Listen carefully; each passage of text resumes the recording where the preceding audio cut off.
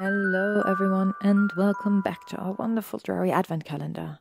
The story is A Husband for Christmas by the wonderful, talented Jolly Love, and today we are at day 13, Winter Wonderland. Draco had to admit that he would have liked to have Harry around. Maybe he could have taken care of Scorpius while they entered the cemetery. He had always hated this thing. So much sadness was around. It looked as if all the dead people were still alive by the different graves. Sirius' grave was close to a magical weeping willow, though not as violent as the one at Hogwarts.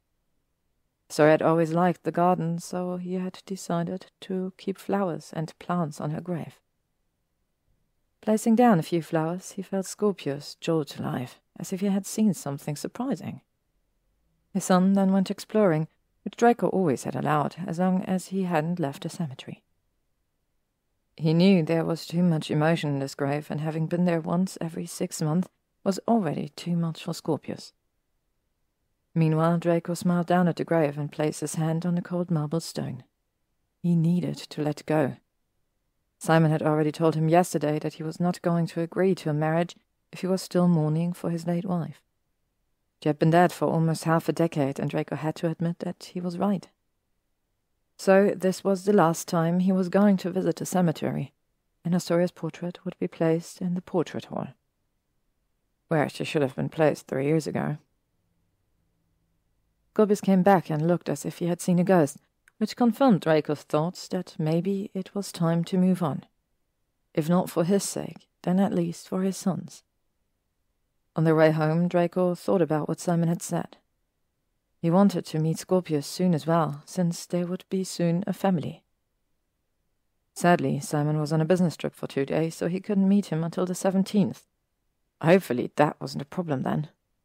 Scorpius didn't like someone. It could go really bad. As they passed Muggle London, Scorpius suddenly seemed to lead him somewhere when he grabbed his hand and almost made him walk faster into the other direction of where he had wanted to go. About 5 minutes later, they stood in front of an ice cream shop. "What is that? How is there an ice cream shop in the middle of winter?" "Harry showed me." Scorpius smiled big and knocked at the glass since it seemed close.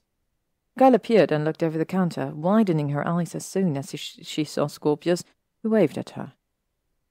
How did he know her, and who was she? And also, how did he make an acquaintance in the past few days? The red-headed girl ran around the counter and opened the door, smiling brightly. "Hi, Scorpius. How are you?" "I'm good. This is my dad. Can we come in?" The redhead nodded and smiled as she stepped back and opened the door for the two of them to enter. She then closed the door again. "Mum and Dad are out, but I'm sure they'll be back soon." "And they just left you in the shop alone?"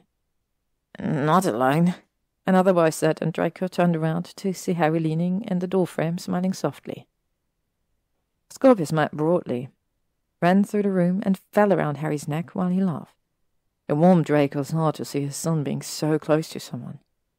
The last time he had seen Scorpius being so happy was when he was 5 years old, a few months before his mother passed.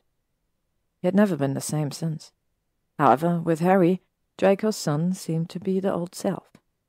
"Would the two of you like some ice cream?" Harry asked when Scorpius was back on the floor. Draco frowned. He hadn't really seen Harry being informal with him. He had to say that he liked the much more relaxed state of his caregiver. "I doubt you could just give out free ice cream. If nobody in this room tells Ron anything, I think we could get away with it. Do you agree?" he asked the children, who all nodded enthusiastically. This made Draco feel so warm and soft that he could only smile over it. Harry then looked at him and smiled as well. "Lord Malfoy, would you like to join in on the ice cream fun?"